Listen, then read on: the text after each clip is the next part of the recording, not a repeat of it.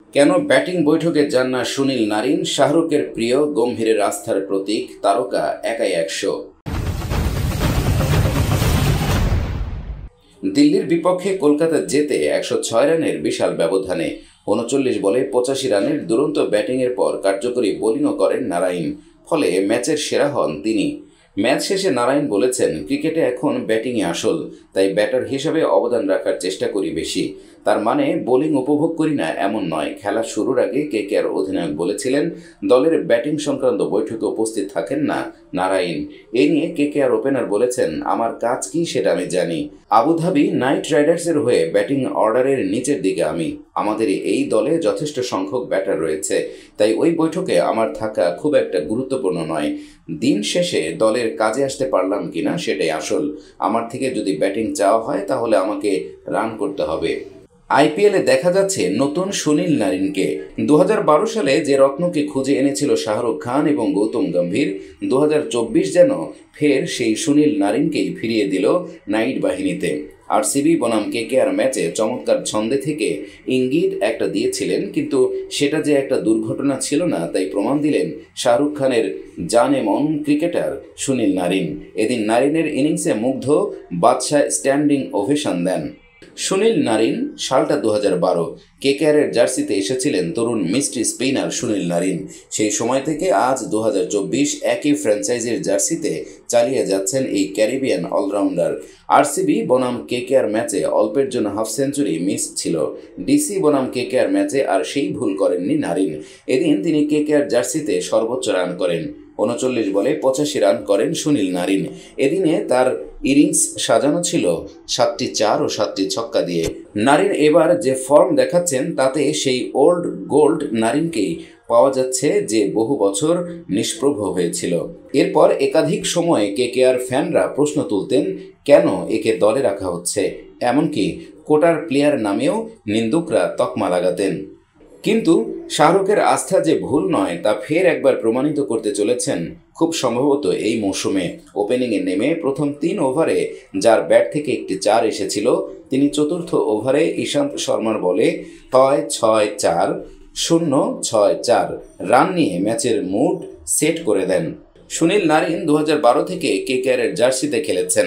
2012 এবং 2014 যে দুবার কেকেআর চ্যাম্পিয়ন হয়েছিল, সেইবারেও তার অবদান ছিল অনস্বীকার্য। এবারেও কেকেআর আইপিএলে দুরন্ত অভিযান শুরু করেছে। কেকেআর মেন্টর হিসেবে দলে ফিরে এসেছেন গৌতম গম্ভীর, আর পুরনো যারা অস্ত্র ছিলেন তারা কেমন যেন ঝকঝকে অস্ত্র হয়ে উঠেছেন। সেরকমই পুরনো সুনীলকে পেল কেকেআর টিম ও ফ্যানরা। টানা 2 ম্যাচে প্লেয়ার অফ দ্য ম্যাচ নির্বাচিত করা হয় সুনীলকে। ভাবতেই পারেনি 270 রান পার করে যাব। নিজেদের ব্যাটিং দেখে অবাক কেকেআর অধিনায়ক। দিল্লি ক্যাপিটালসের বিরুদ্ধে 272 রান তুলে 106 রানে জেতে কলকাতা নাইট রাইডার্স। ম্যাচ শুরুর আগে শ্রেয়স বলেছিলেন যে সুনীল নারাইন ব্যাটারদের বৈঠকে থাকেন না, তাকে নিজের মতো খেলার ছাড়পত্র দিয়ে রেখেছে কেকেআর। রান করতে পারলে ভালো, না পারলেও ক্ষতি নেই। শ্রেয়স ম্যাচ শেষে বলেন, সত্যি বলতে আমি ভাবিনি যে 270 রান উঠবে। 210 থেকে 220 রান হবে ভেবেছিলাম, কিন্তু 270 রান হওয়ায় বাড়তি সুবিধা পেয়ে যাই আমরা। বুধবার তরুণ অঙ্গক্রিস রঘুবংশী 55 রান করেন। 18 বছরের তরুণ ক্রিকেটারের ব্যাটিং দেখে মুগ্ধ শ্রেয়স। তিনি বলেন, প্রথম বল থেকেই ভয় ডরহীন ক্রিকেট খেলতে শুরু করে অঙ্গক্রিস। চোখ জুড়িয়ে দেয়া শট খেলছিল। খুব পরিশ্রমী ক্রিকেটার। কেকেআরের অন্যতম পেসার হর্ষিত রানা বল করার আগেই চোট পেয়ে যান, তাতেও দলের কোনো সমস্যা হয়নি। শ্রেয়স বলেন, দলের সব বোলার নিজের কাঁধে দায়িত্ব তুলে নেয়। ঠিক সময়ে সকলে উইকেট তুলতে শুরু করে। তবে হর্ষিতের চোট কতটা গুরুতর তা জানি না। ওর কাঁধে কিছু সমস্যা হয়েছে। বৈভব অরোরা দায়িত্ব নিয়ে বল করে, দলকে জেতায়। আবারও ভুল করলে নির্বাসিত হবেন ঋষভ পন্থ।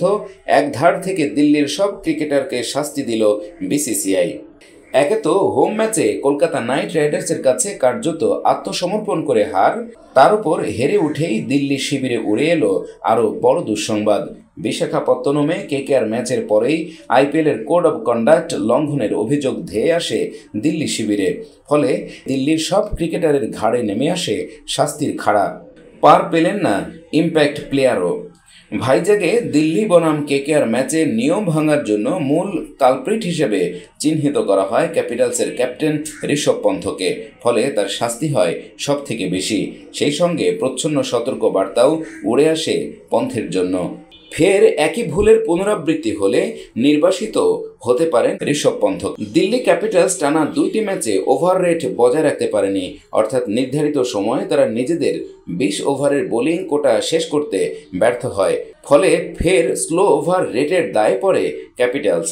যেহেতু মৌসুমে এই নিয়ে দ্বিতীয়বার ন্যূনতম ওভার রেট সংক্রান্ত অপরাধের দায়ে পড়ে দিল্লি, তাই ক্যাপ্টেন সহ দলের সব ক্রিকেটারের শাস্তি হয়। আইপিএলের আচরণবিধি ভঙ্গের জন্য ঋষভ পন্থকে ভারতীয় মুদ্রায় 24 লক্ষ টাকা জরিমানা করা হয়।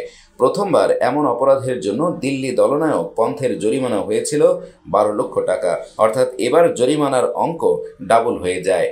প্রথমবার দিল্লি স্লো ওভার রেটের দায়ে পড়ার সময় শাস্তি হয়েছিল শুধু ক্যাপ্টেনের, দলের বাকি খেলোয়াড়রা পার পেয়ে গিয়েছিলেন।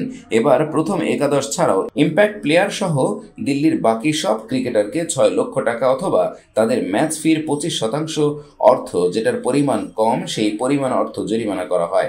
অর্থাৎ দলের বাকি খেলোয়াড়দের তুলনায় ক্যাপ্টেন পন্থের শাস্তি হয় 4 গুণ। উল্লেখ্য, ভাইজাগেই চেন্নাই সুপার কিংসের বিরুদ্ধে গত ম্যাচে স্লো ওভার রেটের দায়ে পড়ে দিল্লি ক্যাপিটালস। দিল্লি বাকি মৌসুমে যদি ফের নির্ধারিত সময়ে নিজেদের বোলিং কোটা শেষ করতে না পারে, তবে আরও বড়সড় শাস্তির মুখে পড়তে হবে তাদের। সেক্ষেত্রে ক্যাপ্টেন ঋষভ পন্থকে জরিমানা করা হবে ভারতীয় মুদ্রায় 30 লক্ষ টাকা। সেই সঙ্গে একটি ম্যাচ নির্বাসিত করা হবে তাকে। তৃতীয়বার একই ভুলের পুনরাবৃত্তি করলে দিল্লির হয়ে সেই ম্যাচে যারা মাঠে নামবেন তাদের জরিমানার অঙ্ক বাড়বে। সেক্ষেত্রে ভারতীয় মুদ্রায় 12 লক্ষ টাকা অথবা ম্যাচ ফির 50% অর্থ খোয়াতে হতে পারে তাদের। আইপিএল থেকে ছিটকে গেলেন শিবম মাভি।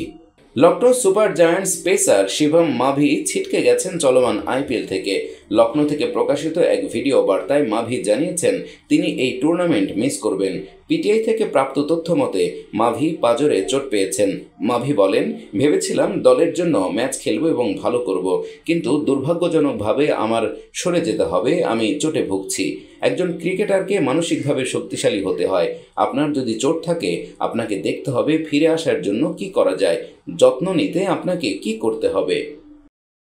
30 এপ্রিল পর্যন্ত সিএসকেতে খেলার জন্য বিসিবি থেকে ছুটি পেলেন মুস্তাফিজ।